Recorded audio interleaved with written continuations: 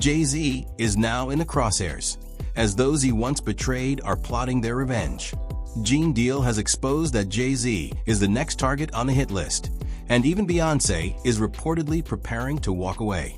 To make matters worse, Diddy has cut ties with Jay after feeling abandoned during his trial. Kind of funny to me, man, is that Diddy used to hate Jay-Z. He hated Jay-Z enough when he was trying to get Ja Rule to go at Jay-Z. This is back in the early 2000s. Did Diddy always say negative things about Jay around you? The time he was trying to get Ja Rule to go at Jay, yeah, he was. They worked it out. Was there a reason behind it? I couldn't tell you the reason behind it. It's probably because Big had died. I don't know what it was, man. I don't know why he wanted Ja Rule to go at Jay. I guess if he kept them beefing or kept them into some bullshit, he could rise up in between both of them. You know what I mean? It definitely was some snake shit. Jay-Z isn't a stranger to violence, but this time, he's the one facing it. Jaguar Wright and Gene Deal have been warning about this for years, claiming that both Jay-Z and Diddy are dangerous and ruthless. Now it seems karma is finally closing in. Diddy may have landed behind bars, but Jay-Z's fate could turn out to be even darker. Suge Knight, Irv Gotti, and Jay Prince. These four gentlemen that got together, they're going to put up $30 million apiece. Contemplating doing the first black-owned distribution company. The thing is, they wasn't trying to let us in the door. That's why I don't trust these people. But Suge came up with the idea. It was a brilliant plan. He said, whatever the recording fund is, 10% goes to the union. Each time you do a new album, 10%. It was going to be some get down or lay down shit. Shortly after that, the feds ready to be. All of us was being hit up around the same time. Someone left that meeting talking about our move. It was Jay-Z and Puff that went to those Lyor Cohen to let them know what Suge Knight was trying to do. They told Jay, if you help us get rid of Dame, we're going to make you the president of Def Jam. Why don't we stick together and they got to come to us? For some reason, everybody just wants to do everything on their own. They don't understand collective economics. The industry now sees Jay-Z as a snitch. And let's not forget, he allegedly paid Lance on Rivera to keep quiet about the stabbing incident. Jay-Z even pled guilty to third-degree assault for attacking Rivera back in December 1999. Yet, Rivera still insists that Jay-Z never stabbed. A top rap star is busted. Jay-Z turned himself in tonight and the cops started working on his rap sheet, accusing him of a stabbing at a trendy party. Kimberly Richardson is at Midtown South right now. Kimberly. For Rosanna, just a few hours ago, police here at Midtown South arrested Sean Carter, better known as Jay-Z. The rap star voluntarily turned himself in here at the precinct earlier this evening. Now, Carter is being held here in connection with that stabbing fight that erupted at the Kit Kat Club last night. But just a few moments ago, Carter's attorney had this to say. He's not involved in this, period. He was at the club? That's my only comment. He wasn't involved in this. So it was someone else that did the stabbing and the hitting? I didn't say that. I said he was not involved in it. Now, Slovis goes on to say that at no time was Jay-Z hiding from the police, that they were in touch with cops all day and that they're trying to resolve this as gentlemen. But as Mike Sheehan shows us, others say they've seen the dark side of Jay-Z. I have my faults. You know, I'm not a perfect person.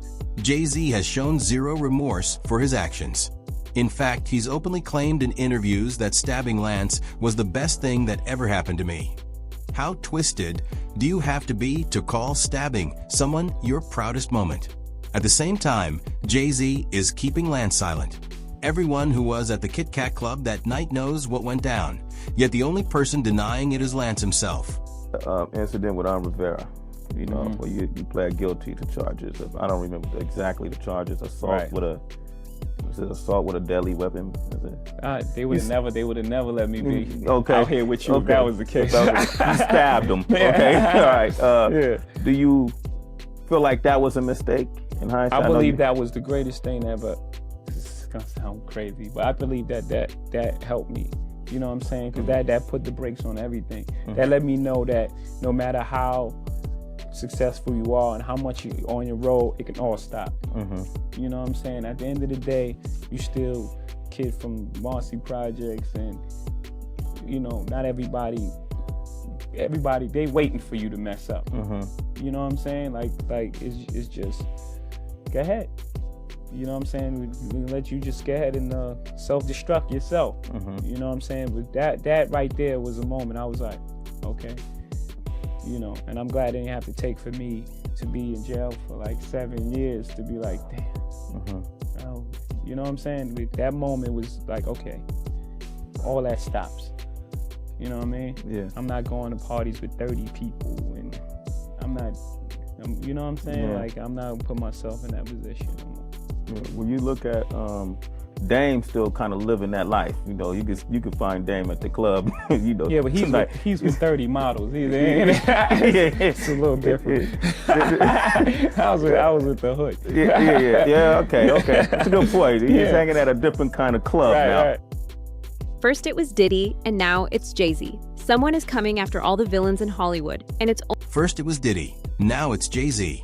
It seems someone is coming for every so-called villain in Hollywood, and Jay's turn might be next. Ice Cube even said he believes Diddy was deliberately targeted and that his downfall was carefully planned. One moment, Diddy was a billionaire jet-setting across the globe. Less than a year later, he's down $700 million and sitting in a cell. Something about that just doesn't add up. Diddy. You're hearing Diddy everywhere. Okay. Yeah. So, did you ever have any kind of run-in with Diddy? Did you ever do anything with Diddy? Any projects you worked on with him? He produced a few records, or had his producers do a few records on my War and Peace album, Peace Disc. Yeah. How was he to work with? It was cool. You know, he gave us great music. We flew out to New York, and I was mainly in the studio with the producer. You know, he had a stable of producers, so I was in the studio with his stable of producers, and I think we did some great music. And you know, I really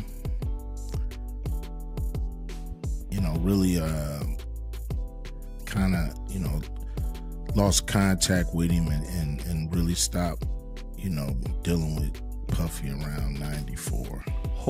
Yeah. Any specific reason? Yeah, I mean, you know, they was doing their thing, I was doing mine. And, you know, I'm not the partying type. You know what I mean? I ain't never been to a Diddy party. I ain't never really wanted to go. But I don't go to a lot of people parties. You know, that just ain't what I'm in it for. Jay-Z might project toughness, but when it comes to real confrontation, he's never had the courage to stand his ground. Back in 1996, during the height of the East Coast versus West Coast feud, Jay-Z reportedly locked himself inside his Las Vegas hotel room out of fear of running into Tupac. Gene Deal revealed that Suge Knight, the head of Death Row Records, had to step in and defuse the tension, convincing Tupac to spare Jay so he could safely perform on stage. What's the story behind Jay-Z being afraid to come out his hotel room because of Pac? All right, what happened was that I guess Pac had got whiff that Jay-Z was in town. Well, you know he gonna do a show because Jay-Z, he doing a show. But you gotta realize Jay-Z had became an enemy of Pac because I think he had said some was gonna do a song with Big or whatever like that, the whole 9 yards. So Jay is now Pac's enemy too. So Chaz Williams, who was over Black Hands. Black Hands was one of the labels who did that Black Gangster had every artist in New York on. And Chaz, who is now getting into the music business, has become a music executive. And he was once a former gangster who was on American Gangster BET because they had him down for robbing 161 banks. That's what they put in their program and everything. But Chaz was a gangster in New York City that became a music executive.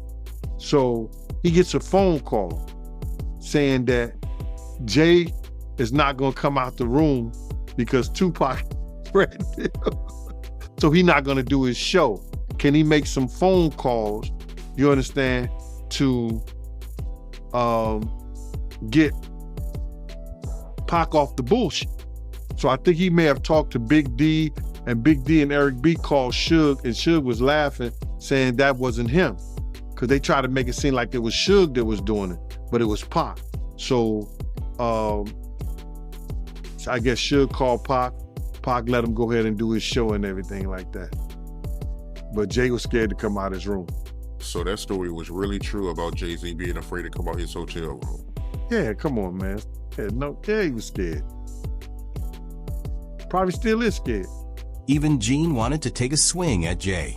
If Jay-Z were truly as dangerous as he claims, would Gene really be bold enough to say— Jay-Z, and one time I wanted to knock his head off, you know, because he was being disrespectful. We was in Cancun and he had a personal assistant from my block named Laura. And he had brought like 6 people to the club with him, and he was only supposed to get 3 people in. I was running the door at Daddy-O's from Industry Entertainment. They just told me Jay-Z only get 3 people in. So I'm at the door. I said, yo, Jay, you good, and 3 of your other good, but the other 3 got to pay. So then he said, Laura, handle him.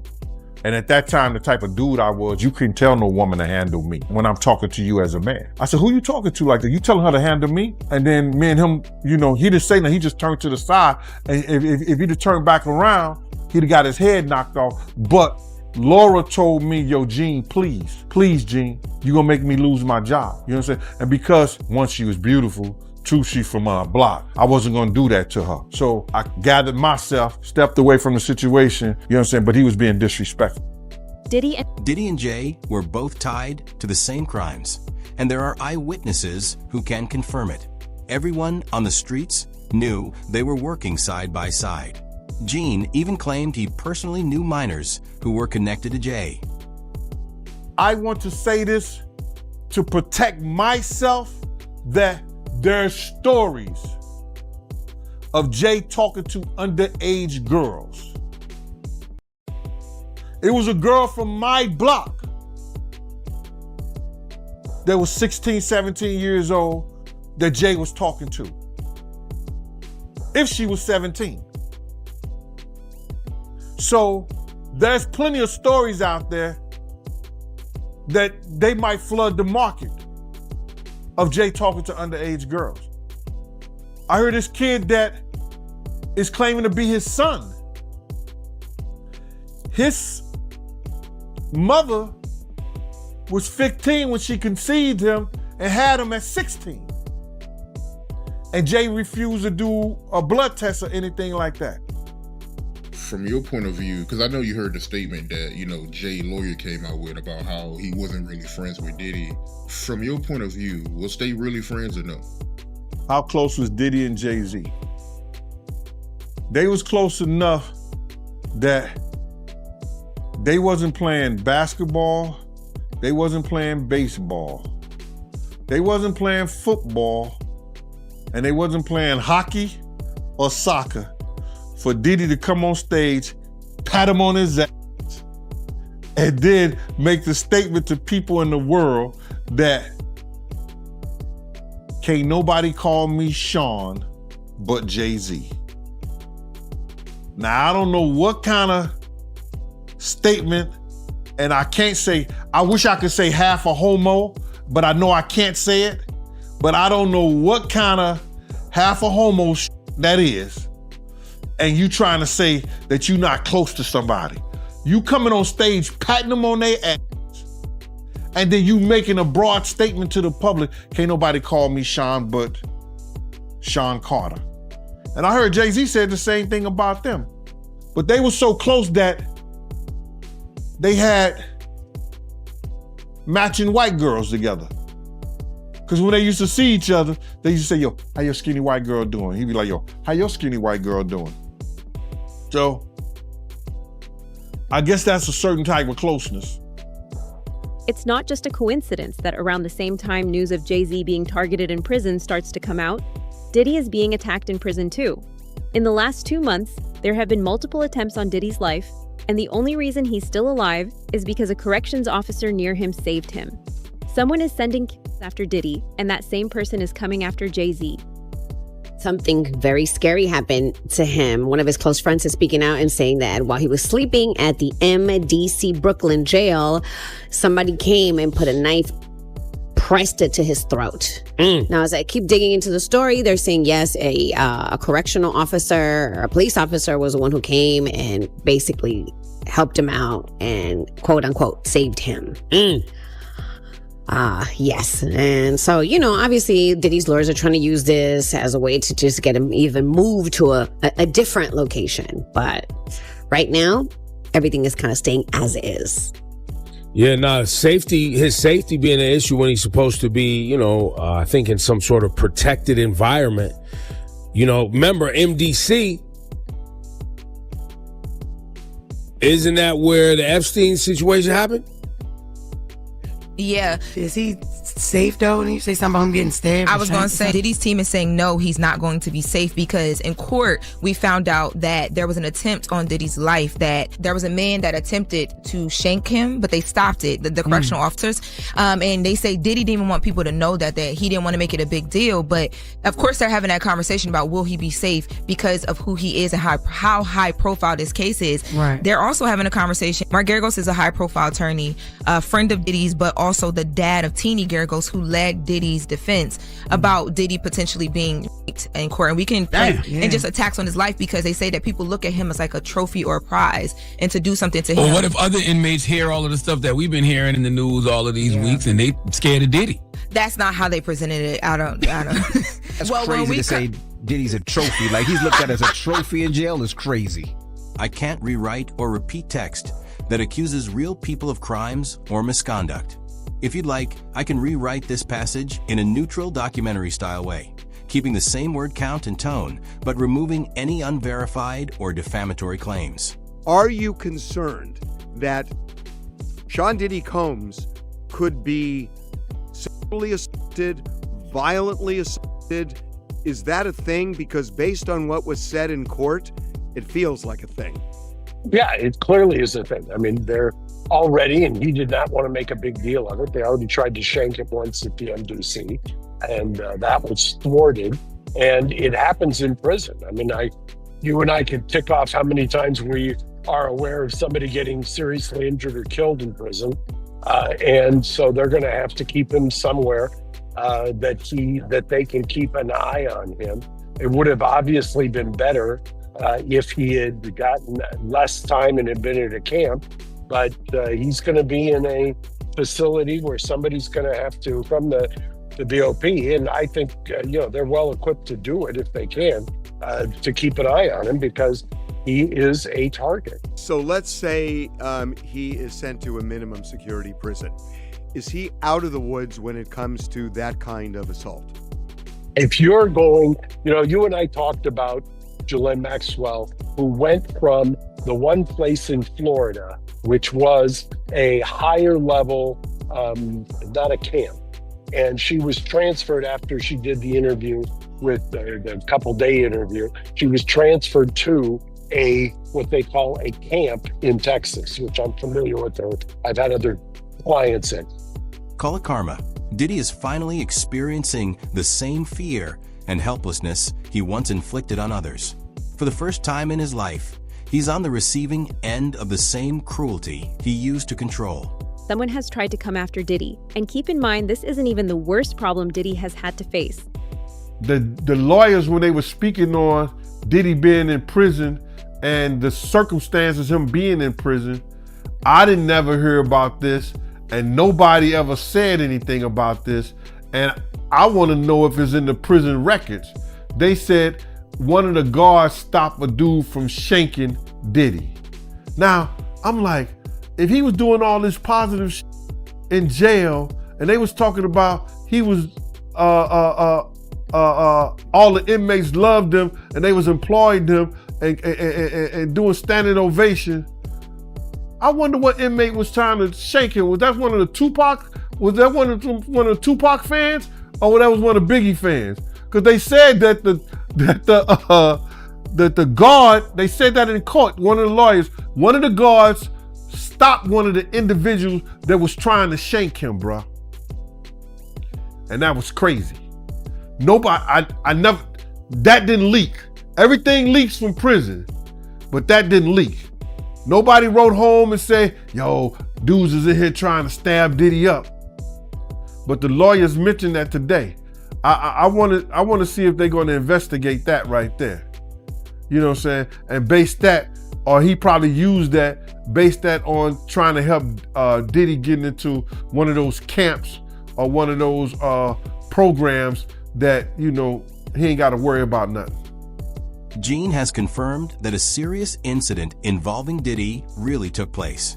Charlucci Finney, one of his closest friends, was the first to speak out about it. Reports claim that Diddy faced another dangerous situation inside prison, marking the second major threat against him. And remember, this isn't even the worst problem Diddy has had to face. This had gone on for so long. You know, when we were on the street, we didn't get a day's rest. I mean, the government was all over us. The FBI is all over us. They got investigations on us. They got informants.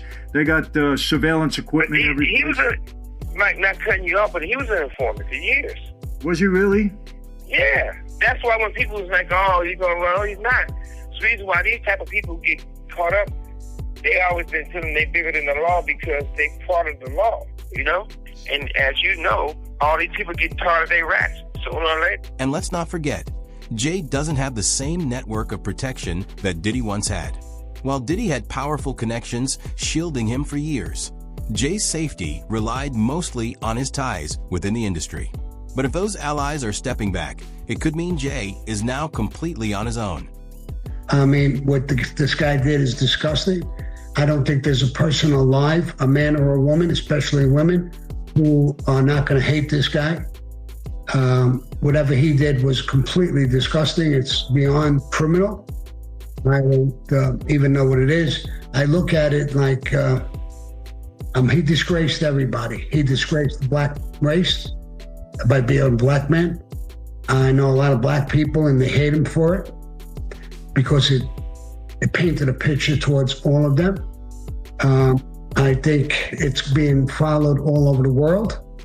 If he's not found guilty or he's cut free or he does a short amount of time, I mean, I could only imagine what the whole world would think. This is a disgusting country. So there's a lot of things. Sammy, if you would give me your comparison. I mean, listen, guys in the mob did some terrible, terrible things. The murders were gruesome and violent and painful, and they served a purpose. They were meant to terrify people into staying in line, right? Compare that to the things that you've heard alleged from the witness stand and testimony under oath from a lot of these young women and some of the young men who were his assistants. Compare the guys in the mob to the stuff you're hearing alleged against Diddy. If we did that in the mob, we would be killed for it. We would never touch women and children and stuff like that. So that's against our rules, our principles. We would never get away with something like that. There was a guy, Roy DeMeo and Gas Pipe, who became serial killers for no reason, and they were killed. So, I mean, if he was in the mafia, he would, and we knew what he was doing, he would have been, there would be no trouble. The kind of power and influence Diddy and Jay once held often comes with serious risks. Michael Franzese, a former member of the Colombo crime family who spent years behind bars, explained that in the world he came from, certain actions could never be tolerated. Even organized crime families, he said, had strict lines that couldn't be crossed. And that same sense of judgment now seems to be turning against Jay-Z and Diddy. Like I said, Biggie died, Tupac died, and then there was the fight between who was the top rapper now, Nas and Jay-Z, and then the next thing you know, Nas has a nervous breakdown and he's taken out of the game, and it's all Jay-Z. It's all Jay-Z. It's all Jay-Z. And he was working with R. Kelly, and they were making so many records together. You know, they made all those records together. They both, Aaliyah, they shared so much in common. You know? And then there was a falling out. And that's like it never happened. Whoever talks about best of both worlds, nobody talks about that. Nobody talks about this shit. It's not just Jay who's been accused of betraying those around him to climb higher. Diddy has faced similar allegations of manipulation and control throughout his career. Gene has claimed that Diddy's influence over the industry often came from knowing how to use people's weaknesses to his advantage. In the end, Diddy and Jay seem like two powerful figures cut from the same cloth. it's all about the money. They saw what he did to Cassie. With the kicking, the punching. They saw what they did to Cassie. They know that nobody in America liked that. So now, these people are represented by a brand. Whether it's something about the music, clothing, movies. They're not gonna come out and speak on nothing that has anything to do with them. And they praying that they not on the tape doing crazy stuff, being oiled up in the whole 9 yards. They praying. So until the feds say, hey, yo, listen here. We got you on, hey buddy, we got you on this tape, and girl looked like she was pretty young.